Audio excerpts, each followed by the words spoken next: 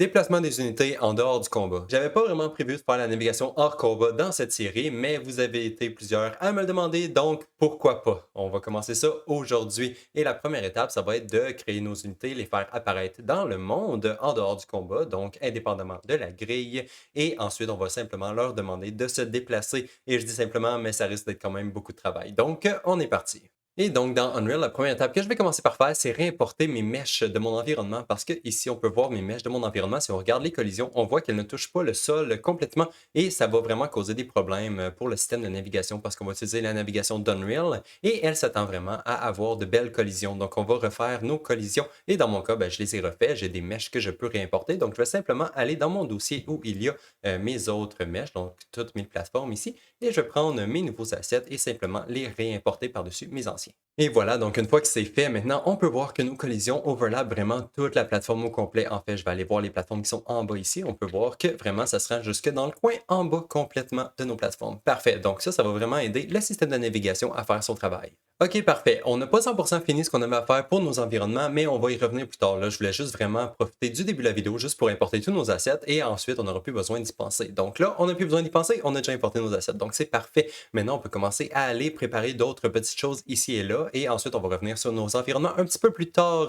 Et la première chose qu'on va devoir faire, c'est un peu de préparation pour nos unités parce qu'en ce moment, les unités qu'on a sont pas vraiment faites pour supporter la navigation dans le monde. Donc, on a plusieurs choses à changer pour que les unités soient prêtes à être utilisées dans le monde hors combat. Donc, on va aller dans notre dossier d'unités, donc dans nos unités ici. Et la première chose que je vais faire, c'est me créer un nouvel enum qui va nous permettre d'appliquer un contexte à notre unité. Donc, l'unité est soit dans un contexte de combat ou dans un contexte de monde. Donc, on va pouvoir se baser sur notre enum pour pouvoir décider si jamais on veut bouger l'unité dans le monde ou dans un contexte de combat. Donc, dans mon dossier d'utilities, ici, je vais me créer un nouvel enum, donc blueprint enum, que je vais nommer e_unit context, et je vais l'ouvrir pour ajouter les trois contextes que je vais avoir besoin.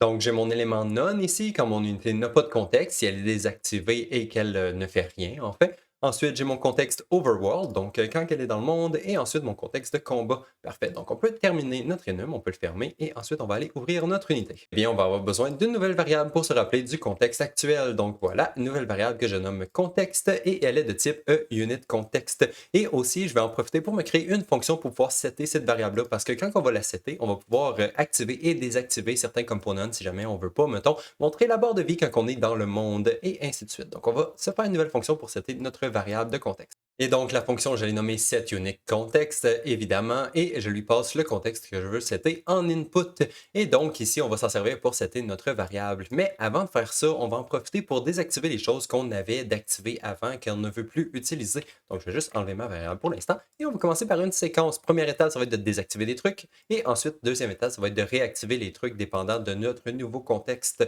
Donc, dans notre contexte actuel, avant de setter notre variable, on va regarder, OK, est-ce qu'on est dans un contexte de non, overworld ou combat? Si jamais on est dans un contexte de combat, il y a peut-être des choses qu'on veut désactiver avant de tomber en mode overworld. Et en ce moment, la seule chose que j'ai en tête, c'est notre timeline de mouvement. Donc, si je retourne dans le graphe ici, j'ai notre timeline de mouvement ici qui est peut-être en train de s'exécuter. Notre unité est peut-être en train de se déplacer sur la grille. Donc, au moment où on déplace notre unité de mode combat, qui se déplace sur une grille, vers un mode overworld, on voudrait désactiver cette timeline-là parce qu'on ne veut pas que l'unité continue de se déplacer. Et dans le fond, ça va faire un conflit entre les deux modes de mouvement. Donc, on veut vraiment désactiver cette timeline-là au moment où on switch vers un mode de combat, un mode d'overworld, je veux dire. Donc, je vais retourner dans mon set de unit index ici. Et ce qu'on va faire, c'est simplement arrêter notre timeline. Donc, il n'y aura pas de conflit entre les deux types de mouvements. Donc, parfait, c'est la seule chose que je voulais désactiver quand on changeait à partir du mode de combat. Donc, on va arrêter notre timeline. Et une fois que c'est fait, eh bien, c'est tout ce qu'on avait à changer. Donc, on peut simplement continuer à l'étape suivante qui est de setter notre nouveau contexte. Donc, maintenant, on a notre nouveau contexte appliqué. Et là, on veut décider c'est quoi qu'on veut garder de visible ou d'actif pendant ce contexte-là. Et en fait, la seule chose que j'aimerais être capable d'activer ou désactiver, c'est la visibilité de certains de mes components. Donc ici, on a notre barre de vie et notre team index, notre mesh qui se trouve sous les pieds de notre unité. J'aimerais pouvoir les cacher si jamais on n'est pas en mode combat. Donc je vais simplement faire ça. J'ai ma barre de vie et mon mesh de team index ici que je vais les mettre cachés in-game si jamais on n'est pas en mode combat. Et ensuite, il y a aussi notre AI qu'on spawn pour nos unités. Ça crée un petit robot en haut de la tête de l'unité, ça fait un petit widget, c'est très bien, ça nous permet de les identifier. Mais par par contre, quand on n'est pas en combat, ça ne nous sert absolument à rien d'avoir ce widget-là. Donc, je vais simplement le cacher lui aussi si jamais on n'était pas en mode combat. Donc, si mon AI est valide, donc si cette unité-là a un AI, je vais simplement le mettre caché si jamais on n'était pas en mode de combat. Donc voilà, comme ça, on va vraiment avoir tous les éléments de combat de cachés quand on va déplacer notre unité dans le monde. Et c'est ce qu'on veut parce qu'on ne veut pas se faire déranger par tous les éléments de combat qui ne servent à rien. Et c'est tout ce qu'on voulait faire pour cette fonction-là pour l'instant. On va y revenir un petit peu plus tard. Mais là, il y a déjà un endroit que j'aimerais utiliser mon contexte pour faire sûr que mon unité réagisse correctement si on change le contexte pendant qu'elle fait un mouvement, par exemple. Donc, je vais retourner dans mon event graph ici. Et ici, on a notre timeline qui dit que notre unité est en train de se déplacer. Et je vais aller tout au début de la fonction, juste ici, quand on dit à notre unité de se déplacer en suivant un path. Ici, on regarde la longueur du path, mais je vais aussi m'assurer qu'on est dans un contexte de combat parce qu'on ne veut pas demander à notre unité de se déplacer si jamais elle n'est pas dans un contexte de combat. On ne veut pas qu'elle suive un path sur la grille parce que probablement que la grille est invalide ou que l'unité n'est plus en combat. Donc, elle ne devrait pas suivre ce path-là. Donc, ici, on va juste regarder, faire sûr qu'on est aussi en combat. Et ça devrait être tout ce qu'on avait à faire pour que notre unité réagisse correctement au changement de contexte. Mais par contre, là, notre unité ne se déplacera plus jamais dans le monde ou dans le combat parce que notre contexte n'est jamais seté et toujours à none en ce moment parce qu'on n'appelle jamais notre fonction setUnitContext. Et donc, il faut aller à tous les endroits dans le code où ce qu'on veut changer le contexte de notre unité. Et dans notre cas, le seul endroit où ce qu'on veut le faire en ce moment, c'est quand on ajoute l'unité dans le combat et qu'on l'enlève. Mais avant d'aller faire ça, il y a une autre petite chose que j'aimais changer parce que dans le fond, si je descends juste ici, voilà, quand on cache notre unité après quelques secondes ici, on fait simplement la déplacer à l'autre bout du monde. Mais ça, dans le fond, c'est un peu comme désactiver notre unité. On veut plus que l'unité suive un path, on veut plus que l'unité elle se promène dans l'overworld, on veut pas que l'unité se déplace en combat, on veut pas que l'unité elle réagisse dans le combat du tout. Donc, ce qu'on va faire, c'est aussi setter notre contexte dans ce cas-là. Donc, ce que je vais faire, c'est me créer deux nouvelles fonctions. Une fonction pour activer mon unité et désactiver mon unité. Et dans le cas que je veux la désactiver, on va encore la déplacer à l'autre bout du monde. Comme ça, elle ne causera pas de problème, mais on va aussi en profiter pour la cacher. De un, pourquoi pas, mais aussi pour désactiver son contexte. Donc, on va resetter son contexte à rien. Comme ça, l'unité, on va être sûr qu'elle ne se déplacera pas dans l'overworld ni en combat. Donc, ce que je vais faire, c'est simplement me créer une nouvelle fonction pour désactiver mon unité. Donc, collapse to fonction, juste ici. Et ensuite, on va aller à l'intérieur de la fonction pour ajouter les petites parties de code qui nous manquent. J'ai renommé la fonction DisableUnit. On continue de déplacer l'unité à l'autre bout du monde. On va aussi en profiter pour la cacher. Et finalement, je vais aussi mettre son contexte à none. Comme ça, notre unité va resetter son contexte. Et ensuite, je vais faire une fonction pour activer mon unité parce que des fois, on va la désactiver. Donc, pourquoi pas la réactiver. Donc, je vais juste me créer une nouvelle fonction juste ici que je nomme EnableUnit. Et je vais lui passer un contexte en input parce que c'est possible qu'on veut réactiver notre unité en combat ou dans le monde directement. Donc, pourquoi pas recevoir un contexte directement qu'on peut directement lui appliquer. Donc, je vais juste setter mon unit contexte ici. Je vais aussi remettre mon unité visible, évidemment. Et si jamais mon unité était morte et que j'aimerais la réactiver, pourquoi pas remettre son animation en idle. Comme ça, on ne va pas faire simplement réapparaître un cadavre. Donc, parfait. On a nos deux fonctions qui vont désactiver et réactiver nos unités. Ça devrait déjà nous aider à faire que les choses soient un peu plus propres. Et donc, c'est maintenant le temps d'aller les utiliser. Donc, on va aller utiliser ces trois fonctions-là pour activer nos unités dans le combat. Donc, pour faire ça, je vais aller dans mon Combat System. Donc, Combat System juste ici. Et on va aller appeler ces fonctions-là à quelques endroits. Le premier endroit qui m'intéresse, c'est quand on ajoute notre unité dans le combat. Donc, dans le Add Unit in Combat, juste ici, on va lui dire, OK, maintenant tu es en combat, ton contexte, c'est maintenant combat. Et donc, je vais simplement faire un petit peu d'espace juste ici. Et entre les deux, je vais simplement dire à mon unité, OK, parfait, maintenant tu es dans un contexte de combat. Ensuite, le deuxième endroit où ce que je vais appeler cette fonction-là, ça va être quand on enlève l'unité du combat. Maintenant, on va lui dire que tu n'es plus en combat. Donc, je vais simplement ici dans mon remove, après avoir enlevé mon unité du combat, je vais simplement lui dire, OK, maintenant tu es dans un contexte de none parce qu'on l'enlève du combat. Et le dernier endroit que j'aimerais changer dans notre combat system, c'est dans notre fonction setUnitIndexedOnGrid, juste ici. Et donc, on va aller à l'endroit où on applique le transform de notre unité, donc juste ici. Et ici, on avait un select qui déplaçait notre unité à l'autre bout du monde. Donc ça désactivait notre unité si jamais on ne la trouvait pas dans nos index. Et bon, je trouve pas ça vraiment beau. Donc, ce que je vais faire, c'est simplement supprimer notre select ici, reconnecter notre transform location comme qu'on avait avant. Et à la place, je vais juste me faire un petit if ici. Donc, je vais me faire une branche. Si jamais le transform était valide, on va continuer d'appliquer la position de notre unité comme on le faisait avant. Mais juste avant de faire ça, dans le fond, ce que je vais faire, c'est activer mon unité, donc Enable Unit. Donc, Enable Unit juste ici. Pourquoi on l'enable? C'est parce que dans le fond, c'était possible qu'on la disable. Parce que c'est ce qu'on va faire juste en bas ici. Si jamais c'était false, on va la disable. Donc, disable unit juste ici. Donc, si jamais on essayait de mettre une unité à un endroit qui ne fait pas de sens sur la grille, on va le désactiver.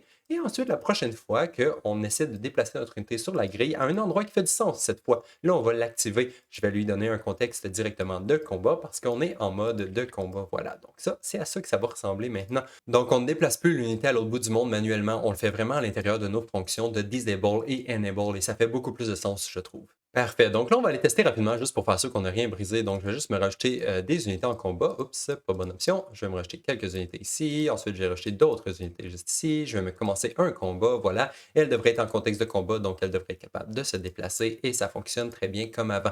Parfait. Donc là, je peux terminer mon combat. On voit que ça fonctionne bien aussi. Je peux les enlever. Voilà, ça les enlève bien comme avant. Parfait. OK, donc on n'a rien brisé. Tout semble fonctionner comme avant. Et ça veut dire qu'on peut maintenant passer à la prochaine étape qui est de briser notre unité. Ouais. Dans le fond, la raison pour ça, c'est parce qu'on veut utiliser le système de navigation de base de Unreal. Et le système de navigation de base de Unreal, la façon la plus simple de l'utiliser, c'est en utilisant un character et en disant au character de se déplacer sur la grille. Et si on retourne voir dans notre unité et qu'on clique sur classe setting ici en haut, on peut voir qu'en haut à droite, notre acteur, en ce moment, notre unité est de type acteur. Ce n'est pas un character. Donc, il faut changer la classe parent de notre unité. Et habituellement, quand on change des classes parents, ça fait du dommage un peu. Ça change des choses. Donc, il faut faire attention quand on fait ça. Et dans notre cas, eh bien, on veut vraiment le faire. On veut vraiment utiliser le character pour pouvoir déplacer notre unité dans le monde sans devoir nous faire notre propre pathfinding parce que c'est vraiment compliqué à faire. Donc, ce que je vais faire, c'est changer la classe parent de notre unité ici pour un character. Donc, character, voilà. Et là, OK, si tout va bien, je devrais être capable de compiler. OK, je peux compiler, c'est déjà un bon début. Notre unité ne semble pas être brisée. Mais par contre, si on regarde là, les components qu'on a ici à gauche, OK, donc on a un nouveau capsule component qui vient d'apparaître. OK, c'est bien, puis j'ai pas de problème avec ça. Ensuite, j'ai une flèche qui me dit dans quelle direction mon unité regarde. C'est bien, j'ai une belle flèche ici, on voit la flèche bleue. Parfait. Ensuite, j'ai un mesh. J'avais déjà un mesh. Bon, j'en ai un nouveau. OK, je sais pas qu'est-ce qu'on va faire avec lui, mais bon, on a un nouveau mesh. Ensuite, on a tous nos vieux components comme avant, donc ça, c'est pas un problème. Et finalement, on a un caractère mouvement et c'est ça qui va nous permettre d'utiliser le système de navigation d'Unreal. Parfait. Donc, jusque-là, tout fait du sens. En fait, plus ou moins, on a deux mèches dans notre objet et on n'a pas besoin de deux mèches, on veut juste avoir un mesh pour notre unité, évidemment. Donc, on utilisait notre skeletal mesh qui est ici, donc je vais simplement décider de supprimer notre nouveau mesh qui vient de nous ajouter. Donc, le mesh inherited ici, je vais le supprimer, je peux pas. Parce que ça vient du parent et on ne peut pas supprimer les objets qui viennent du parent. C'est comme ça que ça fonctionne. Donc, on doit vivre avec. Donc, à la place, on va être obligé de remplacer notre skeletal mesh qu'on utilisait avant par le nouveau. Et jusque-là, c'est pas trop pire. En théorie, ça devrait être pas trop complexe à faire. Donc, je vais juste chercher tous les endroits où on utilise notre skeletal mesh et le remplacer par le nouveau. Donc, je vais juste faire un find de référence juste ici et ça nous sélectionne tous les endroits où il est utilisé. Donc, je vais juste aller à celui-là, le remplacer par le nouveau. Donc, on remplace le skeletal mesh par le mesh. Ensuite, on va faire la même chose juste ici. On prend le skeletal mesh et on le remplace par le mesh. Même chose juste ici, mesh pour remplacer le skeletal mesh. Et finalement, ici, le mesh, on le remplace par le skeletal mesh. L'inverse, on remplace le skeletal mesh par le mesh. Parfait. Maintenant, si on compile, OK, ça compile bien. Wow, je suis surpris. OK, on retourne dans le viewport. Notre unité est toujours là, elle est toujours vivante. Elle regarde pas dans la bonne direction par contre. OK, la flèche ne regarde plus dans la même direction que l'unité, donc ça, il va falloir arranger ça. Mais par contre, ici, on a encore notre ancien mesh. Je vais juste le déplacer pour faire sûr. Et voilà, il n'y a plus rien d'affiché sur le mesh parce que toutes les informations sont passées à notre nouveau mesh, plus à l'ancien. Donc, on peut supprimer l'ancien mesh. On ne devrait plus en avoir besoin. Je vais juste supprimer comme ça. Maintenant, on peut compiler. Parfait, ça fonctionne. On a seulement un mesh dans notre unité comme on avait avant. Parfait. OK. Là, comme j'ai dit, notre unité ne regarde pas dans la bonne direction. Il faudrait qu'elle regarde dans la direction de la flèche parce que c'est là la direction par en avant. Donc, je vais juste la tourner. Voilà. Donc, l'unité regarde dans la bonne direction. Et ensuite, l'autre problème qu'on a, c'est notre capsule qui est ici. Notre unité, maintenant, elle est beaucoup plus haute que la capsule parce que la capsule, elle va sous terre. Donc, ce qu'on va faire, c'est déplacer l'unité pour l'aligner avec la capsule. Donc, je vais juste la déplacer. 1, 2. Voilà, mon unité est à moins 100 unités maintenant dans le sol. Je vais juste me rapprocher pour regarder à quoi ça ressemble avec la capsule. OK, ma capsule est ici. Je crois que la capsule est encore un peu trop haute. Donc, ce que je vais faire, c'est juste modifier la hauteur de ma capsule parce que j'aime bien avoir un chiffre rond pour la hauteur de mon unité. Donc, ici, à droite, je vais changer mon capsule Half Height to 100 à la place de 88 comme ça. Et là, vraiment la même hauteur que mon unité. On la voit dépasser en haut ici. et elle est passée en bas et voilà, elle est bien alignée avec les pieds de mon unité. Donc ça, c'est parfait. Et même chose, je vais aussi changer le radius pour 50, comme ça, c'est un peu plus représentatif de la grosseur de mes unités. Parfait. Donc, la capsule est bien réajustée. Notre unité est baissée de 100 dans le Z, donc en hauteur. Donc, parfait. Tout est à la bonne hauteur. Il manque seulement à réaligner les autres components qu'on avait avant. Ils sont encore à la même hauteur qu'avant. Donc, on va juste leur faire un moins 100 en hauteur à eux autres aussi. Donc, moins 100 en hauteur pour le plane. Pour la barre de vie, même chose. Je vais aller dans le Z ici, je vais faire moins 100. Et voilà. Et finalement, pour la collision de line of sight, je vais faire la même chose, moins 100 en hauteur. Voilà. Donc, tout devrait être exactement comme c'était avant, juste sans unité plus bas. Ce qui est bon. Ça va nous causer d'autres petits problèmes. On va voir ça dans quelques instants, mais on est obligé de vivre avec. On ne peut pas modifier la capsule component, on ne peut pas la déplacer. Donc, on doit absolument déplacer nos autres components de notre blueprint pour qu'ils soient à la même hauteur que notre capsule. Parfait. Donc, maintenant, on va aller voir à quoi ça ressemble dans le jeu parce que je sais que ça cause plusieurs problèmes. Donc, on va se rajouter quelques unités pour voir. Je vais rajouter des unités ici, ici et ici. Et ensuite, je vais aussi m'en mettre dans une autre équipe pour pouvoir jouer mon combat. Donc, commencer le combat. Et maintenant, je vais juste zoomer un peu pour qu'on voit bien les problèmes qu'on a. Et je vais déplacer mon unité. OK, l'unité se déplace encore bien, donc c'est bien. C'est juste qu'elle est dans le sol maintenant. OK, c'est pas vraiment ce que je veux. J'aime pas tant ça que mes unités marchent à travers du plancher. C'est pas tant pratique. Et c'est la même chose pour toutes les autres unités là. Toutes les unités se déplacent à l'intérieur du sol. Et ça, dans le fond, c'est vraiment juste parce qu'on a déplacé nos unités de moins 100 en Z. Et c'est ça que ça fait. Nos unités sont déplacées de 100 vers le sol. Et comme j'ai dit, on peut pas remonter les components dans notre acteur. Il faut vraiment remonter l'acteur, la position de l'acteur dans le monde. En ce moment, quand on set la hauteur de nos acteurs dans le monde, on les met directement alignés avec le plancher de la grille. Mais là, il va falloir les mettre la hauteur de notre capsule plus haut. Donc, plus 100 unités dans les airs. Comme ça, l'unité va être vraiment alignée avec le sol comme elle était avant. Donc, on va aller devoir changer quelques petites choses dans notre unité pour pouvoir faire ça. Et en fait, comme ça va arriver à plusieurs endroits dans notre code qu'on veut augmenter la hauteur de notre unité, je vais simplement me faire une nouvelle fonction pour le faire. En fait, pas pour le faire, mais pour nous dire à quelle hauteur qu'on devrait placer notre unité maintenant si jamais on veut la mettre égale avec le sol.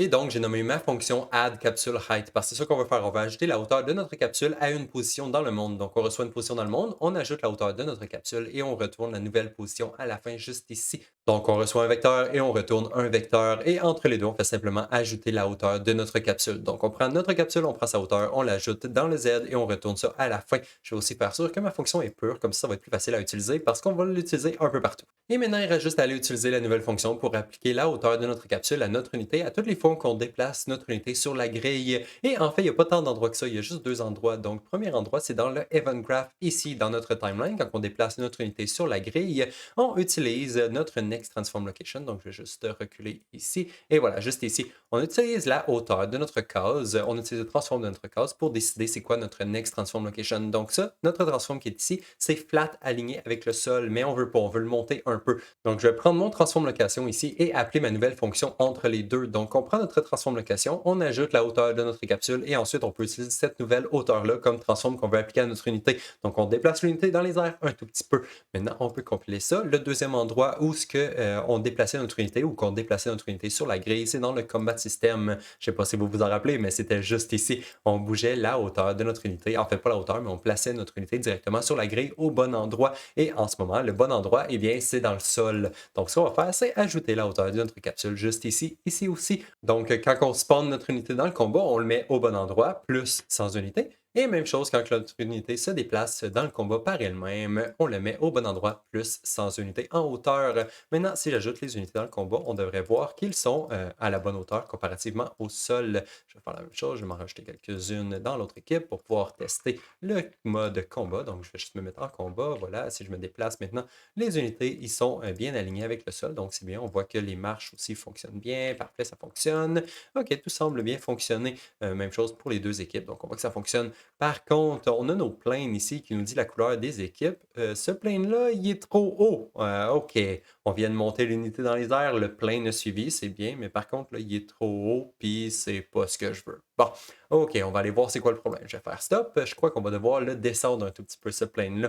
Donc, je vais juste rechercher le plane pour savoir où il est. Donc, Mesh Team Index, je vais juste faire un find référence.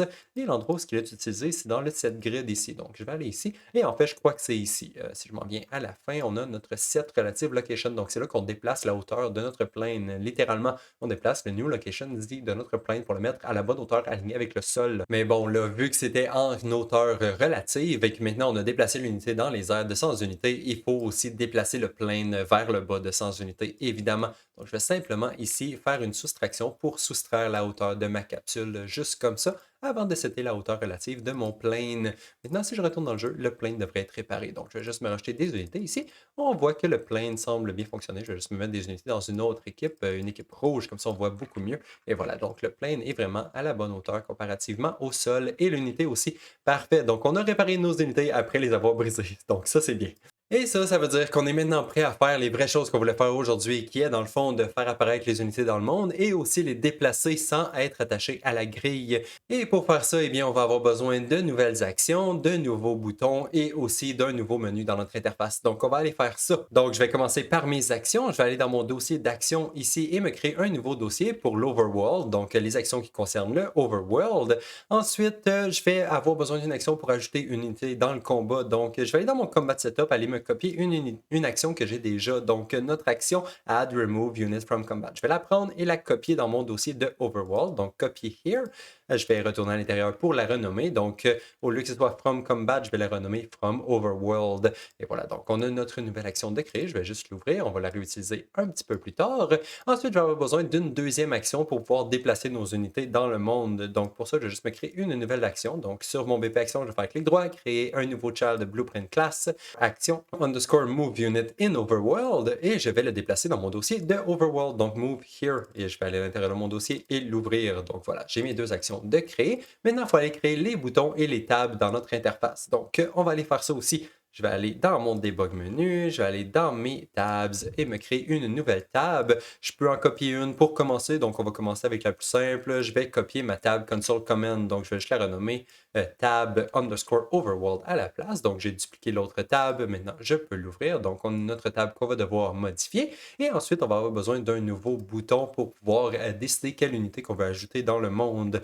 Donc pour ça, je vais aller dans mes actions, ici dans mes boutons d'action, et je vais dupliquer encore une fois un bouton qu'on a déjà. On a déjà une action qui nous permet d'ajouter des unités dans le combat. Je vais faire la même chose, mais pour dans l'Overworld. Donc on a notre bouton action Add Remove Unit from Combat que je vais dupliquer et je vais remplacer le combat à la fin ici par Overworld. Donc button action Add Remove Unit from Overworld. Voilà. On peut ouvrir notre bouton qu'on va modifier lui aussi. Et finalement, la dernière chose qu'on va avoir besoin de modifier, ça va être notre interface de debug menu pour pouvoir ajouter notre nouvelle table qui contient les nouveaux boutons et les nouvelles actions. Donc, je vais aller dans mon interface de debug menu et je vais l'ouvrir lui aussi. Donc, voilà, on a plein de choses à aller modifier. On va faire ça rapidement. Donc, on va commencer par se créer un nouveau bouton ici. Je vais dupliquer l'autre bouton d'avant et le renommer button underscore overworld. Je vais changer le texte dessus pour que ce soit écrit overworld. Et ici, dans mes widgets, je vais prendre ma nouvelle table overworld qu'on vient de créer et on va la mettre dans notre widget switcher à la fin. Voilà, donc ça c'est là. Maintenant, on peut prendre notre bouton Overworld et aller implémenter l'événement onClicked juste ici, qu'on peut se servir pour setter notre tab index à 7 parce que c'est la table suivante. Donc voilà, on a notre tab index à 7 et la dernière chose qui nous reste à faire dans ce widget-là, c'est aller changer la couleur de notre bouton. Donc dans Update Button Color ici, on va connecter notre nouveau bouton qu'on vient de créer. Donc le bouton underscore Overworld qui est juste ici en tab 7. Voilà. Donc ça, c'est fait pour le WDebug menu. On peut le fermer. Maintenant, pour le tab Overworld, on va commencer par enlever tous les éléments qu'on n'a plus besoin à l'intérieur. Donc, je vais juste garder ma vertical box ici et tout supprimer le reste. Donc, on peut juste supprimer tout ça. Maintenant, si on compile, ça va nous faire une erreur dans le graphe. Donc, on peut aller dans le graphe et juste supprimer ça ici parce qu'on n'en aura pas besoin ici non plus. Et donc, maintenant, on peut retourner dans le designer. Et maintenant que notre tab est vide, on peut se mettre à rajouter les éléments qu'on a besoin. Donc, j'ai juste changé mon texte ici pour que ce soit écrit action. Et ensuite, je vais rajouter les deux boutons que j'ai besoin. Donc, j'ai mon bouton action Add Remove Unit from Overworld. Donc, on va le prendre puis on va ajouter celui-là juste ici. Et ensuite, je vais me prendre un bouton normal pour pouvoir sélectionner et déplacer mes unités. Donc, un bouton action très normal. Je vais juste le prendre et l'ajouter juste ici. Pour celui-là, je vais aller à droite et changer le texte qui est écrit dessus. Donc, select slash move unit in overworld. La première action, l'action left click, je vais prendre select tile and unit. Et l'action pour le right click, je vais prendre action underscore move unit in overworld, qui est la nouvelle action qu'on vient de créer. Voilà, maintenant on peut compiler, sauvegarder notre table overworld et la fermer parce qu'on a fini avec. Maintenant, pour notre bouton Action Add Remove Unit from Overworld, on va changer quelques petites choses dans le designer. Donc, premièrement, pour le bouton ici, je vais juste le renommer Add Remove Unit Overworld au lieu de juste Add Remove Unit. Et ensuite, pour les actions left-click et right-click, je vais sélectionner mon action Add Remove Unit from Overworld. Et voilà. Ensuite, on a notre bord d'unité. Ça, c'est bien. Notre theme, on ne s'en servira pas aujourd'hui, mais je vais quand même le garder à coup qu'on en a besoin dans les vidéos suivantes. Et je sais qu'on va s'en servir, donc je vais le garder. Et finalement, la dernière chose qu'on a, c'est notre checkbox pour le AI. Et celle-là, on s'en servira juste pas. Donc, je vais juste la supprimer. Maintenant, si je compile, ça va me faire des erreurs dans le graphe. Donc, on peut y aller pour aller réparer tout ça. Et donc, je vais zoomer ici et on va commencer par supprimer notre événement de checkbox parce que la checkbox n'existe plus et je vais aussi l'enlever de ma visibilité juste ici. Ensuite, je peux aller à droite et là, on va déconnecter la checkbox encore une fois et finalement, on va juste remplacer les castes qu'on a ici par les nouveaux castes qu'on a vers nos nouvelles classes. Donc, on peut juste supprimer tout ça ici et les reconnecter avec les nouvelles actions. Donc, on caste à notre Add Remove Unit from Overworld. Cette fois, on dit encore qu'on veut ajouter une unité, on lui passe encore le Unit Type et je vais aussi lui passer le Team Index, même si on ne s'en servira pas aujourd'hui. Et même chose en bas ici, je vais caster pour la nouvelle action et je vais dire que je vais ne pas ajouter d'unité cette fois. Et voilà, donc maintenant, on peut compiler, sauvegarder, fermer notre bouton d'action parce qu'on a fini avec l'interface. Maintenant, on peut aller faire les actions. Donc, l'action qu'on va faire pour commencer, ça va être l'action qui nous permet d'ajouter ou d'enlever les unités du monde. Et on va aller dans notre fonction d'exécute action. Et ici, dans le fond, on va tout changer ou presque. Donc, je vais simplement supprimer tout ça ici, on va dire. On va tout supprimer. Et aussi, je vais supprimer mon use AI parce que dans le fond, on ne l'utilisera pas. Voilà, maintenant, on peut compiler. Et maintenant, si on zoome ici, on devrait pouvoir commencer à faire la logique. Et donc, pour notre action, on peut soit ajouter une unité ou en enlever une du monde. Et comme c'est plus facile d'en enlever une, je vais commencer par ça. Donc, on va simplement prendre notre unité qui est overed. Si jamais elle est valide, on fait simplement la détruire. Et voilà, notre unité est enlevée du monde. Donc, c'était facile. Mais par contre, dans le cas où on veut rajouter des unités dans le monde, c'est un peu plus complexe. Donc, première étape, ça va être de regarder si l'index qui est en dessous de la souris est valide. Donc, on va juste regarder s'il n'est pas égal à -999, -999. Si jamais, pour quelque raison qu'il soit, l'index n'était pas valide, on ne va pas essayer d'ajouter une unité à cet index-là. Ça ne ferait pas de sens. Donc, on va juste rien faire dans ce cas-là. Mais s'il est valide, là, on va simplement essayer de détecter c'est quoi la position qui se trouve sous la souris. Donc, je vais juste me déplacer un petit peu à droite ici et on va faire un get it result under cursor by channel pour essayer de trouver c'est quoi la position en dessous de la souris pour savoir où est-ce qu'on veut spawner notre unité. Le trace channel que je vais prendre, c'est Ground and Grid Modifier parce qu'on veut spawner notre unité sur le sol, évidemment. Et on va regarder si le hit a fonctionné, donc si on est capable de toucher quelque chose. Et si c'est le cas, je vais simplement prendre mon hit result, le breaker pour obtenir la position à laquelle je viens de cliquer. Et je vais la sauvegarder dans une variable. Ensuite, la prochaine étape, c'est de spawner notre unité. Donc, on va simplement faire un spawn acteur BP unit, juste comme ça. Comme ça, on va spawner notre unité dans le monde. Le transform n'a pas vraiment d'importance parce qu'on va devoir le remodifier tout de suite après, donc c'est pour ça que je ne le connecte pas directement. On lui dit de toujours spawner, ignorer les collisions, c'est vraiment important parce que c'est possible que le character ne spawn pas si jamais on le spawn dans le sol, et ça devrait arriver en ce moment si je me base sur les coordonnées qu'on a juste ici, donc faites sûr que ça soit always spawn, ignore collision, sinon ça ne marchera pas bien. Et ensuite, mon unit type, évidemment, je lui dis quelle unité que je veux spawner. Je prends mon unité, je la mets dans une variable parce que maintenant, il faut ajuster sa position vu qu'on ne l'a pas connecté juste ici. Donc, je vais juste me déplacer. Et la raison pourquoi je n'ai pas connecté ma position encore, c'est parce que, dans le fond, notre position, il faut l'ajuster dépendant de la hauteur de notre capsule dans notre unité. Cette nouvelle capsule, elle vient d'arriver et nous cause déjà encore plus de problèmes. Donc voilà, c'est pour ça ici que je ne l'avais pas connecté juste avant, parce qu'on ne pouvait pas appeler notre fonction dans notre unité, parce que la fonction n'existait pas encore, notre unité n'était pas encore valide. Donc voilà, donc là, on demande à notre unité de prendre la position qu'on vient de recevoir en dessous de la souris, d'ajouter la hauteur de la capsule, et là, on peut setter la hauteur de notre unité correctement dans le monde, ainsi que le restant de la position, évidemment. Et la dernière étape qui nous reste à faire, c'est de dire à notre unité qu'elle est dans un contexte de monde. Donc voilà, je vais juste lui dire set unit context, et le contexte va être overworld, voilà. Maintenant, ça devrait fonctionner pour cette action-là. Donc, on peut aller directement la tester. Je vais la compiler, sauvegarder et aller voir dans le jeu. Dans ma table d'Overworld, on voit que ma table semble fonctionner. Donc, c'est déjà bien. On ne l'avait pas testé encore. Et ensuite, si je sélectionne mon action, ça devrait pouvoir me permettre de sélectionner le type d'unité que je veux spawner. Et maintenant, si je clique, voilà, je peux spawner mes unités dans le monde. Et elles spawnent aux bons endroits. On dirait, oh, celle-là est un peu étrange. OK, il va falloir regarder ça un peu plus tard. Donc voilà, là, je peux spawner mes unités un peu partout. Voilà, ça fonctionne bien, slime et tout. Et on voit que ça fonctionne très bien.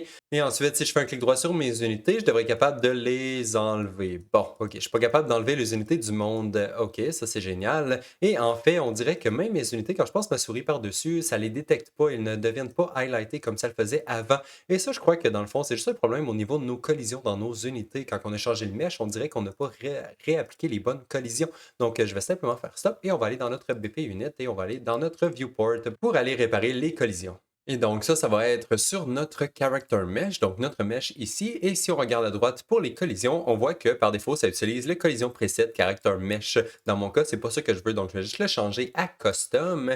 Et je vais remplacer les collisions qu'on a ici en ce moment. Donc je vais juste tout ignorer par défaut. Et je vais bloquer le channel de mon unité seulement. Donc voilà, on bloque le channel de l'unité. Et maintenant, si on sauvegarde tout ça, on devrait pouvoir retourner dans le jeu et ça devrait fonctionner. Donc maintenant, quand on ajoute des unités, ça fonctionne. Si je passe ma souris par-dessus, on voit que les unités deviennent highlightées. Donc on voit que ça fonctionne bien. Et ensuite, si je fais clic droit, mon action s'exécute correctement et mes unités se font supprimer. Parfait. On peut maintenant passer à la prochaine action qui est de sélectionner et déplacer nos unités dans le monde. Donc, mon clic gauche devrait sélectionner mon unité. Donc, je vois que je l'over ici, je clique dessus et ça ne fonctionne pas. Je ne suis pas capable de la sélectionner.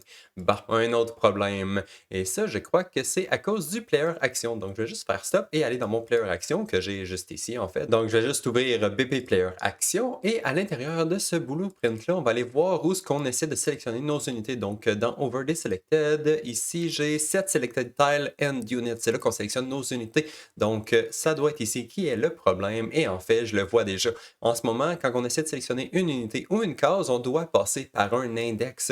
Mais nos unités dans le monde, eh bien, ils ne sont pas associés à des index parce qu'ils ne sont pas sur une grille, ils sont dans le monde. Donc, notre fonction qui nous permet de sélectionner des unités ne fonctionne plus vraiment parce que, ben, on ne peut pas lui passer un index qui est valide vu que notre unité n'a pas d'index associé avec elle. Donc, on va devoir modifier la fonction un tout petit peu pour qu'on puisse lui passer l'unité directement à la place. Donc, faisons ça. Je vais simplement me rajouter un nouveau paramètre ici pour notre unité, donc de type BP Unit que je nomme Unit, juste comme ça. Et ensuite, on va aller utiliser cette variable-là au moment où on sélectionne l'unité. Donc, ici, en descendant un petit peu en bas, on voit que c'est ici qu'on détermine quelle unité qu'on veut sélectionner. En ce moment, on utilise seulement l'unité qui se trouve sur notre grille. Mais dans notre cas, eh bien, si jamais on vient de recevoir une unité en input, on va l'utiliser à la place. Donc, je regarde mon unité que je reçois en input, je regarde si elle est valide. Si elle est valide, je vais l'utiliser à la place de l'unité qui se trouve sur ma grille parce que c'est évidemment cette unité-là qu'on veut sélectionner. Donc, si elle est valide, on va la sélectionner. Sinon, on va continuer de faire la logique qu'on faisait avant. Donc, on va sélectionner l'unité qui se trouve sur la grille à la place.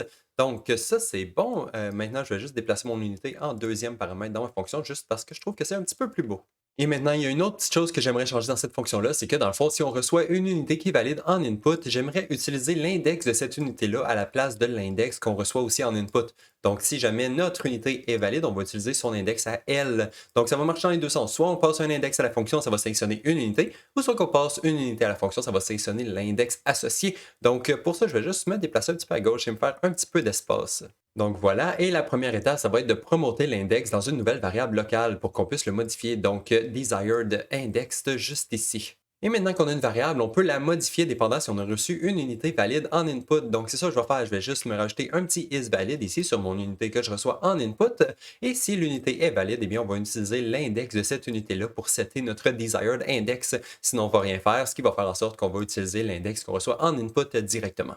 Mais par contre, là, il reste juste à aller utiliser notre desired index dans notre code parce qu'en ce moment, on utilise encore la variable directement en input. Donc, on a notre index ici qui est la variable qu'on recevait directement en input avant. Je vais juste le remplacer par mon desired index maintenant. Donc, on remplace le desired index. Oups, on remplace le desired index comme ça. Et ensuite, même chose, j'ai un autre index qui est juste ici. Donc, je vais remplacer cet index-là ici aussi. Et c'était tout. C'était juste les deux endroits qu'on utilisait notre index directement. Voilà. Maintenant, on devrait être capable d'utiliser cette fonction-là pour sélectionner une unité directement sans passer par la grille. Mais par contre, en ce moment, on ne lui passe jamais une unité parce qu'on vient de rajouter cette variable-là. Donc, il faut aller rajouter la variable de unit à notre action quand on sélectionne nos unités. Donc, ça va être dans notre action qui sélectionne notre unité. Donc, je vais retourner ici. Je vais aller dans mes actions de grille. Je crois qu'elle est ici à l'action Select Tile and Unit. On peut l'ouvrir. Et ici, on va simplement lui passer l'unité qui est overed en ce moment. Donc, dans notre player action, on prend l'unité qui est overed et on peut le passer à à la fonction. Et ça devrait nous permettre de sélectionner une unité sans passer par la grille. Donc, je vais me racheter des unités ici dans le monde, voilà. Maintenant, si je passe ma souris dessus, ça fonctionne encore. Et si j'essaie de sélectionner mes unités, voilà, ça fonctionne. Maintenant, quand je clique sur mes unités, ça les sélectionne. Quand je clique à côté, ça les désélectionne. Parfait. Comme avant, comme quand on passait par la grille. Donc, parfait, ça fonctionne super bien. Maintenant, il reste juste à faire que le clic droit les déplace. Et en ce moment, ça ne fonctionne pas. Donc, on va aller faire ça dans notre action qui déplace les unités dans l'overworld, juste ici. Oh, en fait, avant de pouvoir demander à notre unité de se déplacer dans le monde, il faudrait qu'il y ait un événement dans l'unité qui permet de recevoir la commande qu'on lui dit de se déplacer dans le monde. Sinon, on ne pourra pas lui passer la commande. Donc, on va aller dans notre unité, je vais aller dans mon event graph et je vais aller me créer un nouvel événement ici en bas complètement. Donc, nouvel événement que j'ai nommé event underscore move unit in overworld. Puis là, on va lui donner aussi la location vers laquelle on veut que l'unité se déplace dans le monde. Donc, la position vers laquelle on veut que l'unité s'en aille. Voilà, donc maintenant, on peut compiler ça et là, on peut retourner dans notre action de déplacement d'unité dans le monde pour pouvoir appeler notre nouvel événement et dire à notre unité de se déplacer dans le monde. Donc, je vais override ma fonction execute action comme on fait habituellement. Je vais supprimer l'action du parent parce qu'on n'en a pas besoin et ensuite, on va rajouter la logique pour appeler notre nouvelle fonction. Et ensuite, la logique de l'action est relativement très simple. La première étape, c'est de regarder si on a une unité de sélectionnée. Sinon, on ne peut pas demander à une unité de se déplacer parce qu'on n'en a pas de sélectionné. Donc, notre unité qui est sélectionnée, on va lui demander de se déplacer et l'endroit qu'on veut qu'elle se déplace, ça va être sur le sol. Donc, on va faire un line trace pour essayer de détecter s'il y a du sol sur notre souris. Donc, on fait un get it result under cursor by channel et le channel qui nous intéresse, c'est le ground and grid modifiers parce qu'on ne veut pas que l'unité se déplace dans le vide. Il faut vraiment qu'elle se déplace sur le sol. Et si le trace channel a marché, ça veut dire que notre souris était par-dessus le sol. Là, on peut passer l'information à notre unité et lui dire de se déplacer dans le monde en utilisant la position qui était sous notre souris. Et c'est tout ce qu'on avait à faire pour notre action. Maintenant, on peut aller focuser sur la fonction qui demande à l'unité de se déplacer dans le monde. Et en fait, je vais séparer ma logique en trois parties. Première partie, c'est demander à l'unité de se déplacer dans le monde. La deuxième partie, c'est de demander à l'unité d'arrêter de se déplacer dans le monde parce que ça va nous être utile si jamais on veut arrêter que l'unité se déplace, évidemment. Et la troisième partie va être l'action elle-même, donc walk in overworld. Donc maintenant, quand on demande à notre unité de se déplacer dans le monde, la première étape, ça va être simplement de lui demander d'arrêter de se déplacer dans le monde. Donc si elle est déjà en train de se déplacer, on va juste faire OK, stop. On a reçu une nouvelle information, une nouvelle commande. Tu dois processer cette commande-là à la place. On doit faire ça juste parce que le AI controller, il est un petit peu stupide parfois, puis il se rappelle de tous les autres endroits où il voulait aller. Donc, on a reçu une nouvelle commande, un nouvel endroit où tu dois t'en aller, va à cet endroit-là à la place. Donc, on fait juste arrêter son mouvement. Ensuite, ce que je vais faire, c'est regarder si on est dans un contexte d'overworld, parce qu'on ne veut pas que cette commande-là s'exécute si jamais on est en combat, par exemple. Et ensuite, on va simplement promoter la location ici dans une nouvelle variable. Comme ça, notre unité va toujours se rappeler à quel endroit qu'elle doit aller. Donc, j'ai promoté ça dans une nouvelle variable que j'ai juste ici, target location in overworld. Et une fois que notre variable est setée, là, on peut simplement demander à notre unité de se déplacer. Donc, walk in overworld juste ici. Et ici, en fait, je vais re-regarder si jamais on est dans un contexte de overworld, parce que cet événement-là va se faire appeler par d'autres parties de notre code plus tard, donc ça ne sera pas juste ici qu'il va en avoir besoin. Donc, je vais juste le mettre juste pour faire sûr qu'à chaque fois qu'on demande à notre unité de se déplacer, on fait sûr qu'on est toujours dans un contexte d'overworld. Et une fois que c'est fait, eh bien là, je peux dire à mon unité, OK, maintenant, ton animation, mets-la en mode de marche parce que tu te mets à te déplacer dans le monde. Et pour pouvoir demander notre unité de se déplacer dans le monde, on va utiliser le navmesh, la navigation d'Unreal par défaut. Et pour pouvoir faire ça, il faut passer par le AI Controller. Donc, ce que je fais, c'est j'accède le AI Controller de mon character, de mon unité, juste ici, en faisant un get AI Controller sur self. Et ensuite, à partir de mon AI Controller, je peux simplement faire un move to location or actor. Donc, demander à notre AI Controller de se déplacer dans le monde. Et pour le goal location, évidemment, on va utiliser notre target location in overworld, juste comme ça. Et une fois que notre task va avoir fini, notre unité va avoir complété son mouvement ici. Les deux pins qui sont à la fin vont se faire appeler soit fail ou finish, dépendant si ça l'a réussi ou non. Et mais dans les deux cas, dans mon cas, moi, ce que je veux faire, c'est appeler mon stop mouvement pour être sûr de tout resetter. Notre unité a fini de se déplacer, donc on fait simplement lui dire OK, maintenant tu peux faire stop. Donc voilà, c'est aussi simple que ça. Quand on veut demander à notre unité de se déplacer dans le monde, le AI controller s'occupe de vraiment toute la job pour nous. On a juste à lui dire OK, déplace-toi et il va nous notifier une fois qu'il a terminé. Et ça nous amène à notre dernier événement ici, qui est le Stop Moving Unit in Overworld. Donc ça, on va servir cet événement-là juste pour tout resetter. Première chose que je vais resetter, ça va être mon Target Location in Overworld, que je vais remettre à 0, juste pour qu'on sache que l'unité n'est pas en train de se déplacer. Ensuite, je vais aussi resetter mon animation pour dire à mon unité de retourner en idle parce qu'elle a fini de se déplacer. Donc, elle marche ici et elle redevient en idle juste ici. Et la dernière chose que je vais resetter, ça va être le AI controller. Donc, ici, on lui demandait de se déplacer, mais là, on n'en a plus besoin. L'unité a fini de se déplacer. Donc, on peut simplement lui dire, OK, tu peux arrêter ton mouvement. Et ça aussi, ça va nous permettre, quand on essaie de demander à une unité qui est déjà en train de se déplacer, on lui dit de se déplacer vers une nouvelle location. Donc, on update la location. Et dans ce cas-là, comme on fait un stop mouvement juste ici, ça va arrêter le mouvement de l'unité actuelle. Comme ça, elle va être prête à recevoir une nouvelle position et commencer à se déplacer vers une nouvelle target. Et voilà, c'est tout. Maintenant, on devrait avoir toute la logique qu'on a besoin pour demander à notre unité de se déplacer dans le monde. Il reste juste une dernière petite chose à faire, c'est de créer notre AI controller parce qu'il ne se crée pas par défaut. Donc pour ça, je vais juste aller dans mes classes défauts ici en haut. Et ensuite, je vais scroller jusqu'à AI, qui est dans le fond dans le pawn ici. On a Auto-Possess AI. Et ce que je vais faire, c'est déplacer ça pour qu'il soit en Placed in World or Spawn. Auto-Possess AI, Placed in World or Spawn. Comme ça va faire en sorte que peu importe si jamais on met notre unité manuellement dans l'éditeur dans le monde, ou alors on le spawn en code, comme qu'on va le faire dans 30 secondes, ça va créer un AI pour lui et comme ça, notre Get AI Controller juste ici, il va fonctionner et on va pouvoir demander à notre AI de se déplacer. Donc voilà, maintenant, on devrait aller essayer de voir à quoi ça ressemble dans le jeu. Donc, dans mon open world, je peux me racheter une unité. Maintenant, oh, OK, mon unité a tombé. OK, c'est pas génial. Et ensuite, si j'essaie de la déplacer, bon, je ne peux pas la déplacer non plus. OK, ça, c'est pas le fun. Dans le fond, le problème, c'est qu'on n'a pas de navmesh dans notre level en ce moment parce que, dans le fond, si je fais stop ici et que je fais show en haut à gauche, je peux voir que je peux montrer ma navigation ici. Navigation. Si je montre ma navigation ici, on voit qu'il n'y a rien qui a changé, donc je n'ai pas de navmesh. Donc, ce qu'il faut faire pour qu'on puisse supporter le déplacement des unités dans le monde, c'est rajouter des navmesh dans tous nos levels. Donc, je vais commencer par le square. Je vais double-cliquer sur le square ici. Je vais aller dans mon place acteur et chercher pour un navmesh, mesh bound volume, juste ici. Je vais le mettre dans mon level, je vais le mettre en plein centre et je vais le mettre assez grand pour qu'il enveloppe tout le monde au complet. Donc, on va dire très grand par très grand par très grand. On va dire comme ça. Voilà, donc là, mon navmesh est relativement très grand. OK. Donc là, il couvre tout l'environnement au complet. Par contre, on dirait qu'il ne couvre pas le sol correctement. Donc, il va falloir adapter les collisions. Et pour faire ça, je vais simplement tout sélectionner les objets que je veux que l'unité se déplace dessus. Donc, j'ai mes plateformes ici, j'ai mes petits ponts juste ici, ici, ici. Je vais tous les sélectionner. J'ai aussi mes cubes de couleurs ici et là. Donc, je vais juste aller dans mon outliner et tout sélectionner parce que ça va être un petit peu plus rapide de désélectionner ces deux-là parce que je ne les veux pas. Donc là, j'ai tous mes mèches de sélectionner dans mon environnement que je veux que mon unité puisse se déplacer dessus.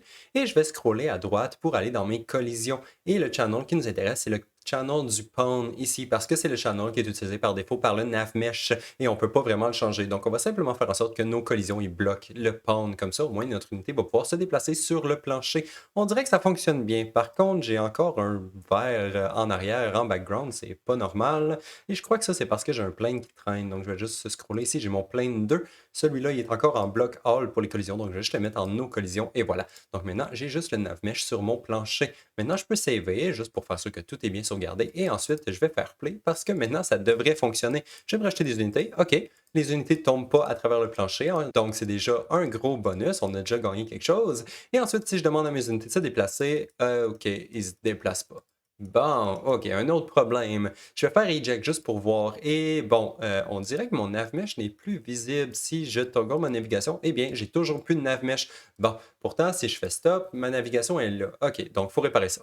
Et dans le fond, la raison pourquoi ça arrive, c'est que par défaut, les navmesh, ils ne sont pas dynamiques. En ce moment, on a mis notre navmesh à l'intérieur de notre level square qui est loadé dynamiquement dans le jeu. Et donc, c'est ça que ça fait que quand on fait play ici, notre level est loadé dynamiquement, mais le navmesh ne se régénère pas automatiquement parce qu'il n'est pas dynamique. Même chose si on changerait d'environnement, le navmesh ne se régénérerait pas. Donc, on va aller juste mettre le navmesh dynamique, comme ça, c'est sûr qu'il va se régénérer à chaque fois. Et ça, c'est dans les project settings. Donc, je vais aller dans mes project settings ici. À gauche, on peut aller dans notre navigation mesh et ensuite on peut scroller, scroller, scroller, scroller jusqu'à ce qu'on arrive au runtime generation qui est ici. Par défaut, il est statique, on peut le mettre dynamique. Voilà, maintenant, si on retourne dans le level et qu'on fait play, si je fais eject directement, on voit que maintenant mon navmesh est généré comme il faut, c'est bien. Et même chose, si j'essaie, on va dire, de désactiver mon level, maintenant je fais eject, je n'ai plus de navmesh et je régénère mon level square, on voit que le navmesh se ferait régénérer automatiquement. Parfait, donc là, on devrait être capable d'ajouter notre unité dans le monde et lui dire de se déplacer. Donc, parfait, notre unité se déplace. Wouhou! Enfin! OK, on a des unités qui se déplacent dans le monde. OK, là, bon, on vient de voir qu'on a le problème que si on marche par-dessus un espace vide, l'unité, elle y va quand même. C'est pas parfait. Et aussi, si j'essaie de monter par-dessus ici le bloc, bon, l'unité veut pas monter. Elle veut même pas essayer de grimper aucune des marches. Et dans le fond, si on fait eject, on devrait voir plus facilement ici. On voit que il y a des trous entre mes navmèches, entre mon navmèche qui est ici et le navmèche qui est là. On voit qu'il y a des trous. Et ça, dans le fond, c'est juste parce que la hauteur entre mes différents navmèches est trop grande. Par défaut, les unités peuvent seulement grimper des marches de 35 centimètres de haut. Et dans mon cas, chacune de mes marches ici, c'est 100 unités de haut. Donc, c'est beaucoup plus que ce que les unités peuvent grimper par défaut. Donc, on va aller changer ça. Donc, on refait stop encore et c'est encore une fois dans les Project Settings. Et ici, si je regarde, j'ai mon Max Agent, Agent Max Step Height, qui est dans le fond la hauteur de chacune de nos marches dans notre navmesh. Par défaut, c'est 35 centimètres. Moi, dans mon cas, vu que mes marches sont de 100 centimètres, en mettant 110, ça va laisser un petit buffer. Comme ça, la génération devrait se faire un petit peu mieux. Maintenant, si je retourne dans mon niveau, on voit que maintenant, le navmesh overlap bien tout notre environnement au complet. Donc, on voit qu'il n'y a plus de trou entre mon navmesh et mon environnement. Donc, ça, c'est bon. Maintenant, si je place mon unité dans le monde, je devrais enfin être capable de lui dire de monter des marches. Et non, l'unité ne peut toujours pas monter des marches. OK. Et ça, dans le fond, c'est que le navmesh, il doit savoir s'il doit se générer pour la hauteur de ces marches-là. Mais ensuite, chacune des unités est aussi responsable de savoir quelle est la hauteur des marches qu'elle peut monter. Et par défaut, l'unité est encore à 35. Donc, on va faire stop et on va aller changer dans notre unité. Donc, dans notre unité, on sélectionne le caractère mouvement à gauche. Ensuite, à droite, on peut descendre jusqu'à ce qu'on arrive à la catégorie walking. Et la première variable ici, c'est le maximum step height pour cette unité-là. Et encore une fois, je vais écrire 110. Comme ça, il va y avoir un petit buffer. Donc, ça, c'est pour la hauteur des marches que mon unité peut monter. Et ensuite, si vous voulez changer le comportement de votre unité quand elle se déplace, vous pouvez aussi changer toutes les autres variables qu'il y a ici. Mais moi, dans mon cas, je vais les laisser comme ça parce que je crois que c'est suffisant pour l'instant. Donc, je vais réajouter mon unité dans le monde et cette fois, je vais lui dire de se déplacer et elle devrait être capable. Voilà, elle est capable de monter des marches enfin. Donc, tout, tout, tout. Et maintenant, les descendre, tout, tout. Et on voit qu'elle devrait être capable de contourner les obstacles correctement aussi. Donc, parfait, notre unité est quand même intelligente et elle est capable de se promener sur la grille et trouver le chemin jusqu'à sa destination. OK. Par contre, il faut réparer ça. L'unité en ce moment, elle traverse les trous, donc c'est pas très bien. On va aller changer ça. OK, ouais, j'ai essayé de trouver une solution au problème et en fait, je l'ai trouvé, mais là, mon navmesh a juste complètement explosé. Ouais, mais bon, ça, c'est des choses qui arrivent. Dans l'éditeur, le navmesh, il est pas très beau. Si je fais play maintenant, si je fais eject, on voit que le navmesh est redevenu comme avant. Il est encore très beau. Mais dans l'éditeur, par contre, si je fais stop, et ouais, mon navmesh est brisé et je sais pas comment le ramener. Mais bon, c'est pas grave, l'important, c'est ce que ça donne dans le jeu. Donc, OK. J'ai dit que j'avais trouvé la solution au problème et dans le fond, la cause pourquoi l'unité elle traverse les trous, c'est à cause des grid modifiers. Donc ici, j'ai mon grid modifier et si je le déplace, on voit que le navmesh suit mon grid modifier. Donc ça, c'est pas bon. Les grid modifiers ne devraient pas affecter la navigation. Donc ce qu'on va faire, c'est ouvrir notre grid modifier. On va aller dans notre static mesh, on va scroller en bas jusqu'à nos collisions et je vais tout décocher, toutes les channels qui sont ici. Donc le Pound, World Dynamic, Vehicle, Destructible, on va tous les décocher ici. Maintenant, si je fais compare et que je retourne voir dans mon jeu, oh, ça a réparé mon navmesh de 1, donc ça c'est bien. Mais aussi, maintenant, il y a des trous dans mon navmesh. Si je fais play et que je fais eject, là voilà, on devrait voir que tous les trous dans ma navigation ont maintenant des vrais trous. Donc ça, c'est bien. Mais par contre, ça vient aussi de canceller mes obstacles. Donc on voit que mon buisson ici, il ne fait plus de trous dans le navmesh. Donc l'unité pourrait passer au travers de mon buisson. Même chose pour la colonne, même chose pour le mur de briques qui est ici, même chose pour les arbres et tout. Donc maintenant, nos unités sont capables de passer au travers des obstacles et ça, ce n'est pas bon. Donc ce qu'on va faire, c'est stop. On va retourner dans notre grid modifier et on va se racheter une exception ici dans le construction script. Donc au même endroit où on faisait les autres trace channels, on va se rajouter un petit bout de code qui va faire en sorte que si jamais notre type d'objet, notre type de grid modifier est de type obstacle, on va bloquer le navmesh, donc ça va faire des trous pour être sûr que l'unité ne passe pas là, mais sinon on va continuer d'ignorer le channel pound. Donc ici, mon channel pound, je l'ignore si c'est pas un obstacle, mais je le bloque si jamais je suis un obstacle. Maintenant, si je retourne dans le jeu, bon, mon navmesh a rebrisé, génial. Mais si je fais play maintenant et que j'éjecte, il devrait maintenant y avoir des trous autour autour de mes obstacles. Donc, j'ai mon buisson ici, j'ai un trou. Mon autre buisson a un trou. Mes colonnes ont des trous ici aussi. Même chose si je vais voir autour de mes arbres. Donc, maintenant, mes unités ne devraient pas être capables de marcher au travers de mes obstacles. Parfait. En fait, je vais juste tester, juste pour confirmer. Donc, je vais me racheter une unité dans le monde et je vais la déplacer pour voir. Donc, si je m'en viens ici, parfait, l'unité fait le tour des obstacles. Et si je m'en viens ici, l'unité fait aussi le tour du trou. Donc, ça, c'est bien. Avant, l'unité aurait passé par-dessus le trou. Maintenant, l'unité fait bien le tour de tous les obstacles et de tous les trous. Parfait. Donc, ça, c'est réparé. Donc maintenant, la mécanique à l'approche de la fin, elle fonctionne très bien, mais là, il reste encore quelques petits bugs à réparer avant de terminer la vidéo. Donc, premier bug, ça va être si j'ajoute un paquet d'unités comme ça ici. Ah bon, on voit déjà le problème. Si j'en ajoute plein, non, j'ai plus le problème. Les unités se poussent un tout petit peu. Et si j'essaie de déplacer les unités comme ça, ils se poussent entre elles et wouhou! Ça donne peut-être pas le comportement qu'on veut. Peut-être que c'est ce que vous voulez, mais dans mon cas, je crois pas que c'est assez stable à mon goût. Donc, je vais juste faire en sorte que les unités puissent se passer au travers les unes des autres et ne collisionnent pas entre elles, parce que sinon, ça donne des choses comme ça. Donc, on va aller changer ça dans notre BP Unit. Ce que je vais faire, c'est aller dans mon viewport et dans le fond, tous mes components ici, je vais les faire en sorte qu'ils ignorent le Pawn Channel. Donc, premièrement, pour le Mesh Team Index, il bloque les collisions, même s'il ne devrait pas vraiment. Donc, je vais juste le faire qu'il n'y a pas de collision. Celui-là, j'en ai pas besoin. Ensuite, notre bord de vie n'a pas de collision, évidemment. Notre collision pour le line of sight, celle-là, ce que je vais faire, c'est simplement faire sûr qu'elle ne bloque pas le pawn et elle ne le bloque pas. Donc, ça, c'est bien. Ensuite, pour mon mesh, est-ce qu'il bloque le pawn? Non, il ne bloque pas le pawn. Donc, c'est bien finalement notre capsule collision. Je vais aller dans mes collisions, qui est, juste ici en bas. Et donc, dans mes presets ici, j'ai le preset de pawn qui bloque le pawn channel. Donc, ça, c'est pas bien. Je vais juste me mettre en custom et faire sûr que le pawn est en overlap au lieu d'être bloqué. Donc, voilà. Maintenant, ça devrait empêcher les unités de se foncer dedans. Donc, je vais juste me racheter mes unités dans le monde. Et bon, déjà, première vue, ça semble bien fonctionner. Et ensuite, si je déplace mon unité, voilà, l'unité passe au travers des autres unités sans problème. Parfait. Donc ça, c'est le premier bug qu'on avait à réparer. Le deuxième bug, c'est dans le spawn des unités. Si jamais j'essaie de spawner mes unités sur le bord du monde comme ça, on voit que les unités tombent pour toujours, ils tombent à l'infini et meurent et meurent et meurent. En fait, ils ne meurent pas. Si on fait eject et qu'on va sous le monde, on devrait voir que les unités continuent de descendre et descendre et descendre et descendre et descendre pour toujours.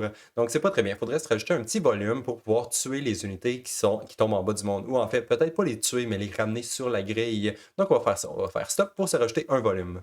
Et donc, pour le volume, je vais faire sûr de l'ajouter dans le square. Donc, je vais double-cliquer sur mon level de square. Ensuite, je vais aller dans mon place acteur et chercher pour kill the volume. Kill the volume qui est juste ici. Je vais le mettre dans mon niveau et je vais faire sûr qu'il est en dessous de mon niveau. Oups, je suis un petit peu rapide. Voilà. Donc, je vais juste le déplacer en dessous de mon niveau. Comme ça, les unités vont seulement respawn quand ils vont toucher ce volume-là qui est en dessous de mon niveau, donc en dessous du level de l'océan.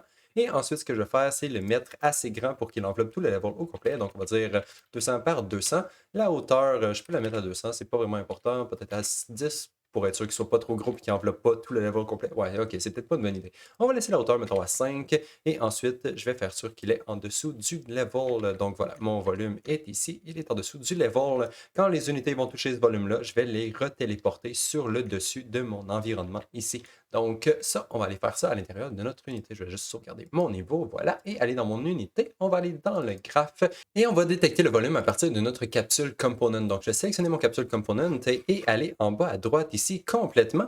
Et on devrait avoir notre Event on Component Begin Overlap, juste ici. On va cliquer là-dessus. Donc, quand l'unité commence à overlapper un component, on va regarder si c'est le volume et si c'est le cas, on va la respawner. Donc, quand la capsule de l'unité overlap un objet dans le monde, on va regarder avec un cast pour savoir s'il s'agit du kill z volume, donc si l'unité vient de tomber en bas du monde. Et si c'est true, bon, là, on veut replacer l'unité sur le dessus de la grille, mais par contre, on veut seulement le faire si jamais on est encore dans un contexte de overworld. Donc, je vais regarder si je suis dans un contexte d'overworld, évidemment, et ensuite, je veux setter l'acteur location, donc repositionner mon unité sur le dessus du monde.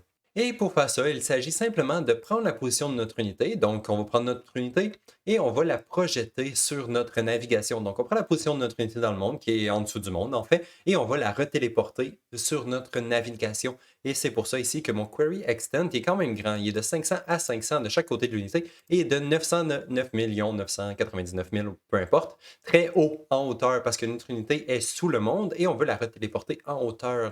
Donc, on va projeter la position de notre unité sur notre navigation. Ensuite, on a notre résultat ici qu'on va simplement additionner à notre hauteur de capsule, comme on l'a fait précédemment. Donc, on va mettre l'unité à la bonne hauteur dans le monde et on fait un set acteur location qui devrait effectivement téléporter l'unité en hauteur et la placer sur notre level.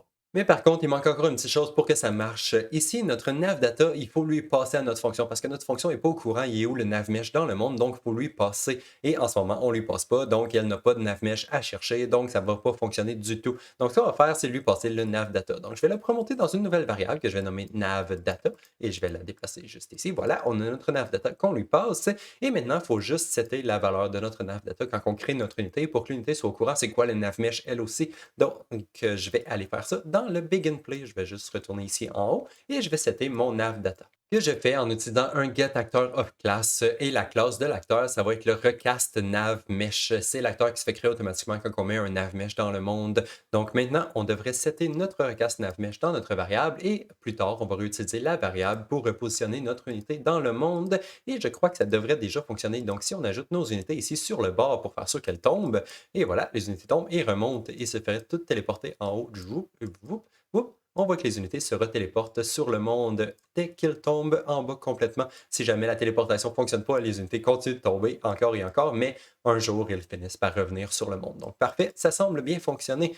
Mais par contre, pourquoi on permet aux joueurs de spawner nos unités dans le vide comme ça? C'est pas génial. On devrait directement les spawner à l'endroit le plus proche de l'endroit où ce que le joueur clique pour être sûr que les unités ne se téléportent pas dans le vide. Donc, on va aller changer ça aussi. On retourne dans l'unité. En fait, non, on va aller faire ça dans notre action de Add Remove Unit from Overworld, juste ici. Donc, c'est ici qu'on décide quel endroit qu'on veut spawner notre unité dans le monde. Et à la place de simplement prendre notre hit location, on va faire la même chose qu'on a fait dans notre unité. Donc, on va utiliser un Project Point to Navigation. Comme ça devrait toujours spawner notre unité par-dessus le monde. En fait, la majorité du temps. C'est pas parfait, mais au moins ça fonctionne dans la majorité des cas et je crois que ça va être suffisant pour aujourd'hui. Donc là, on peut aller tester directement quand je spawn mes unités dans le monde. Maintenant, elles devraient spawner automatiquement sur le sol. Et comme j'ai dit, ça marche pas dans tous les cas. Là, on voit qu'il y a une unité là-bas qui est encore brisée, mais au moins pour aujourd'hui, je crois que ça va être suffisant parce que maintenant, on est capable de spawner la majorité de nos unités sur la grille. Et bon, c'est rare que le joueur va spawner une tonne d'unités comme ça de toute façon, donc ça devrait pas causer de problème. Parfait. Donc là, on peut faire stop. Notre mécanique est encore mieux. Et là, en fait, je vais rajouter une autre couche par-dessus ça. Saviez-vous que c'était possible de demander à vos unités de suivre une autre unité encore et encore et encore jusqu'à la fin du temps? Eh bien oui, c'est possible et c'est ça qu'on va faire. Parce que dans le fond, c'est possible de demander à nos unités de suivre d'autres unités dans le monde, pas seulement se déplacer à des positions fixes dans l'environnement. Et je crois que c'est toujours le fun d'ajouter ça dans un jeu, donc on va le faire. Donc, on va aller dans notre action de Move Unit in Overworld et on va dire à notre unité de se déplacer en suivant une autre unité. Bon, OK, en ce moment, c'est pas très possible à faire, donc on va ouvrir cet événement-là en premier. On va aller juste ici pour pouvoir ajouter un input qui va nous permettre de passer une unité que l'unité va suivre dans le monde. Donc, nouvelle variable de type BPI Unit et je l'ai nommée Unit to Follow. Et cette variable-là, en fait, je vais la promoter dans une nouvelle variable. Donc, promote to variable juste ici et la variable, je vais la setter juste là après avoir seté notre target location dans le monde. Je vais aussi setter mon Unit to Follow in Overworld qui est ma nouvelle variable qui est juste ici. Et aussi, tant qu'à être ici, je vais aussi en profiter pour canceller cette variable-là quand que j'arrête de déplacer mon unité dans le monde. Donc, je vais juste la connecter juste ici, une variable vide, comme ça l'unité arrête de suivre l'autre unité dans le monde. Et parfait, maintenant il nous reste simplement à prendre notre unit to follow in overworld et la connecter en tant que goal actor dans notre move to location or actor juste ici. Donc on va dire à notre fonction de suivre un acteur maintenant. Et maintenant, si je compile, il me reste simplement à passer mon unité à follow dans mon action move unit in overworld juste ici. L'event move unit in overworld, on va lui dire de suivre notre over the unit comme ça. Comme ça, quand on fait un clic droit pour déplacer notre unité dans le monde, si jamais notre souris était par-dessus une autre unité, on va lui dire de la suivre. Parfait. Donc maintenant, je vais faire play juste ici. Je vais me racheter deux unités dans le monde, donc un warrior et un ranger, pourquoi pas. Et ensuite, je vais dire à mon warrior de se déplacer sur la grille. Ça n'a pas vraiment d'importance. Mais mon ranger, lui, je vais lui dire de suivre mon warrior. Donc maintenant, si je déplace mon warrior, le ranger devrait le suivre. Et il le suit même si je change de direction et tout. Il va le suivre jusqu'à ce qu'il l'atteigne. Une fois qu'il l'a atteint, là, il arrête parce qu'il a réussi à l'attraper une fois, donc il arrête. C'est pas très bien. J'aimerais qu'il continue continuer de le suivre encore et encore et encore jusqu'à ce que je lui dise d'arrêter de suivre mon warrior. Parce que c'est ça que je veux. Je veux que mes unités se suivent les unes les autres. Donc, on va faire ça. Et aussi, l'autre chose que j'aime pas tant, c'est qu'ils arrêtent quand même très proches, vraiment très proches l'une de l'autre. Donc, ce que je vais faire, c'est me racheter un petit radius autour de mon unité. Comme ça, les unités vont pas être en train de s'embrasser comme ça parce qu'elles sont vraiment trop proches, à mon avis. On va se garder une petite distance. Donc, on va aller faire ça. Je vais faire stop, retourner dans mon BP unit et je vais focuser sur la partie du code qui est juste ici. Donc, notre move to location or actor. Et la première chose qu'on va réparer, c'est la distance à laquelle notre unité arrête lorsqu'elle atteint l'autre unité. Pour ça, on peut simplement expand notre menu juste ici pour avoir accès au Acceptance Radius, qui est la distance à laquelle notre unité va croire qu'elle est rendue à l'autre unité. Donc ça, c'est bien. Dans le cas que c'est une Target Location in Overworld, je vais simplement laisser le radius à -1, qui est la valeur par défaut. Mais par contre, si jamais notre unité to follow est valide, là, je vais mettre mon radius à une plus grande grandeur. Et la grandeur que j'ai choisie, c'est 100 unités. Donc on va se garder une petite distance de 100 unités entre nos unités sur notre monde. Donc voilà, si notre unité to follow est valide, on va laisser une distance de 100, sinon on va le laisser à -1. Parfait. Donc ça devrait réparer le premier problème. Ensuite, je vais aller à droite ici et ici. À la place de faire stop directement lorsque notre mouvement se termine, donc notre unité atteint l'autre unité, on va regarder si à la place, on était en train de suivre une autre unité dans le monde. Si on était en train de suivre une autre unité dans le monde, on ne va pas arrêter notre mouvement immédiatement. On va continuer de regarder si l'unité a continué de se déplacer. Si l'unité se sauve de nous, on va continuer de la suivre.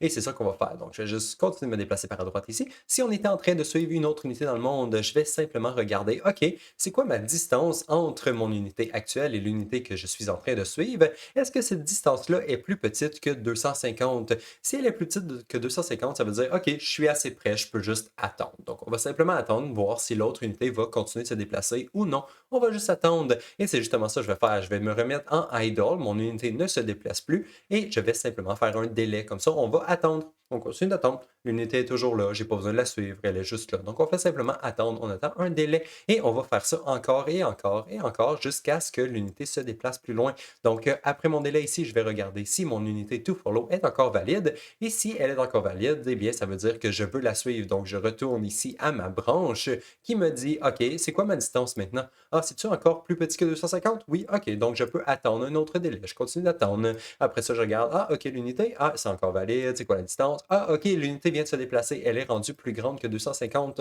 Donc là, dans ce cas-là, je vais simplement triggerer mon false ici et dire à mon unité de continuer de se déplacer dans l'overworld. Et c'est tout. Donc là, notre unité va simplement se rapprocher de l'autre unité, la rejoindre, attendre que l'unité commence à se redéplacer une autre fois. Et une fois que l'unité a commencé à se redéplacer, là, on va continuer de se déplacer et la suivre. Donc ça devrait fonctionner si on retourne tester. Je vais me rajouter mon unité dans le monde ainsi qu'une autre unité, donc un ranger, pourquoi pas. Je vais déplacer mon warrior, je vais lui dire d'aller là et mon ranger va suivre mon warrior. Ah, mon ranger est arrêté parce qu'il s'est rendu assez proche. Même chose, il s'est arrêté encore une fois et on voit maintenant il arrête pas très très près de l'unité. Il se garde une petite distance, donc ça c'est bien. Et dès que je commence à déplacer mon warrior, mon ranger continue de le suivre. Donc ça c'est bien, c'est plus le comportement que je voulais. Et vous pouvez faire des chaînes aussi longues que vous voulez. Donc je peux avoir quelques priests ici et je peux leur dire de se suivre les uns les autres. Donc mon priest suit, va suivre le ranger et mon warrior. Donc maintenant, si je déplace mes unités dans le monde, on voit que j'ai un petit train d'unités qui se déplace. Donc ça, c'est quand même très intéressant. Parfait. Donc là, la mécanique devrait être relativement complète. Je vais juste aller me racheter deux petites choses pour que ce soit un tout petit peu plus propre. Donc on va aller faire ça dans notre unité rapidement. Et dans le fond, c'est pas grand-chose que je veux changer, c'est juste dans mon character movement. Donc, je vais juste le sélectionner et en haut à droite, je vais chercher pour Activate. Puis par défaut, on peut voir que le component s'active par défaut. Donc, si je spawn mon unité sur la grille ou n'importe quoi comme contexte, ça va quand même activer le mouvement de mon character. Puis je veux pas ça, je veux juste l'activer quand je suis dans un contexte d'Overworld. Donc, je vais décocher ma case de Auto-Activate, je veux pas qu'il s'active automatiquement. Et à la place, je vais aller dans mon Set Unit Context ici et l'activer si jamais je suis dans un contexte de Overworld. Donc juste ici, après avoir seté mon Hidden in-game de mes components, je me fais simplement un set activate ici sur mon character movement et pour dire s'il est actif, on regarde si on est dans un contexte de Overworld. Si on est en Overworld, on le met actif, sinon il va être mis à false, ce qui va le désactiver dans un contexte de combat par exemple. Parfait. Donc là, on a terminé avec tout le code qu'on avait à faire. Il reste juste une dernière petite chose. Encore une fois, ça fait 200 fois que je dis ça aujourd'hui. C'est une très longue vidéo, mais dans le fond, il reste juste à faire en sorte que notre navmesh il soit appliqué sur tous nos levels. Parce qu'en ce moment, je l'ai seulement appliqué sur le square. On ne l'a pas appliqué sur l'hexagone. Donc, si je regarde mon navmesh ici, j'en ai pas. Et même chose pour le triangle. Le triangle n'a pas de navmesh non plus. Mais par contre, le square en a. Donc, on va faire la même chose pour les autres levels. On va se rajouter un navmesh volume à l'intérieur. Donc, on va commencer par l'hexagone. Donc, je vais montrer mon hexagone et cacher mon square. On devrait voir que le navmesh disparaît maintenant. Ensuite, j'allais dans mon place actor pour me rajouter un navmesh bounds volume dans mon level. La même chose que j'ai fait pour mon square. Je vais le mettre super gros pour qu'il enveloppe le level au complet. Voilà. Et ensuite, il faut que je set les collisions sur toutes mes plateformes. Donc, je vais juste sélectionner toutes mes plateformes qui sont dans le monde. Et je vais faire sûr qu'il bloque le channel pour le pawn. Et voilà, ça devrait générer le mesh sur le dessus de mon monde. Et même chose, j'ai encore mon plane qui est caché ici. Et je vais le mettre qui n'a pas de collision. Donc, nos collisions juste ici. Voilà. Donc là, ça génère mon navmesh sur le dessus de mon monde. C'est pas très beau en ce moment, mais dans le jeu, ça devrait être déjà beaucoup mieux. Donc ça, c'est mon navmesh pour le carré. Et si je retourne dans ma grille ici et que j'avais en mode hexagone et que je fais eject, voilà. Donc on voit que le navmesh est beaucoup mieux in-game comparativement dans l'éditeur. Voilà. Donc ça, c'est mon navmesh pour mon hexagone. Maintenant, on va faire la même chose pour le triangle. Donc on va aller dans le level de triangle. On peut cacher l'hexagone et on va se rajouter un navmesh bound volume à l'intérieur. On va le mettre au centre du monde et le faire sûr qu'il est assez grand pour couvrir tout le monde au complet. Ensuite, on va faire la même chose. On va sélectionner toutes les plateformes de notre level. Et je fais sûr qu'il bloque le channel pour le pawn. Donc, pour le pawn ici, on voit que le navmesh est apparu sur le sol. Donc, ça, c'est bien. Il me reste encore un plane à aller cacher. Donc, je vais juste scroller en bas complètement. Mon plane est juste ici et je vais juste le mettre en collision, nos collisions. Voilà. Donc là, j'ai un beau navmesh et on est prêt à les tester. Oh, en fait, non, j'ai complètement oublié. Il nous reste encore notre Kill Z Volume pour pouvoir respawn nos unités si elles tombent en bas du monde. Donc, je vais simplement remontrer mon level de square ici. Je vais chercher pour mon Kill Z Volume qui est ici. Voilà, je vais le copier à partir de mon square.